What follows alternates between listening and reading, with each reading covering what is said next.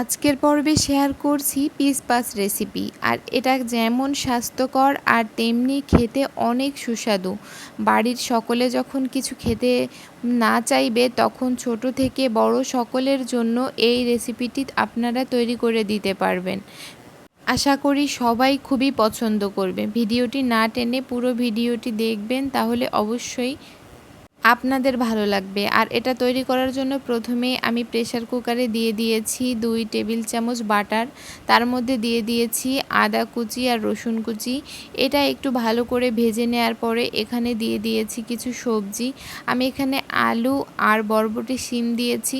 আপনারা চাইলে যে কোনো সবজি এখানে অ্যাড করতে পারেন, যেমন পেঁপে, গাজর, যেটা দিতে ইচ্ছা হয়।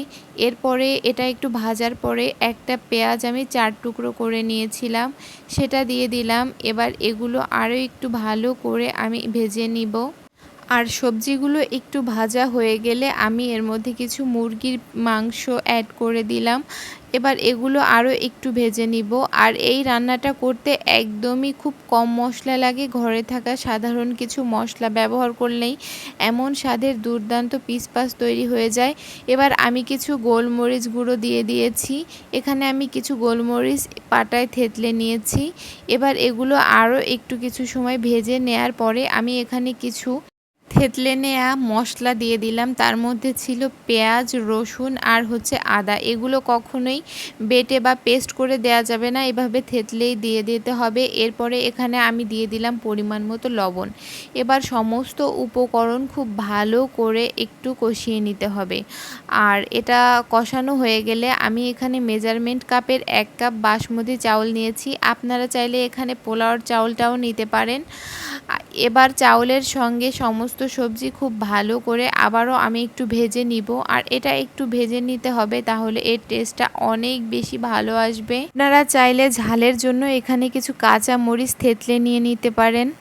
সমস্ত কিছু 4 থেকে 5 মিনিটের মতন ভেজে নিলেই এই পিসপাসের জন্য একদম রেডি হয়ে যাবে সমস্ত উপকরণ। এবার এখানে আমি 1 কাপ চাউলের জন্য 2 কাপ পরিমাণ পানি দিয়ে দিলাম। এবার পানিটা দিয়ে দেওয়ার পরে খুব ভালো করে এটা আমি মিশিয়ে নিব। সমস্ত উপকরণ যখন খুব ভালো করে মিশিয়ে নেওয়া হবে তখন আমি প্রেসার কুকারের ঢাকনাটা দিয়ে দিলাম। এবার এটা বন্ধ করে একটা সিটি দেওয়ার অপেক্ষায় থাকবো। আর এই তো দেখুন কত সহজে তৈরি হয়ে গেছে আমার এই পিসপাস রেসিপিটি।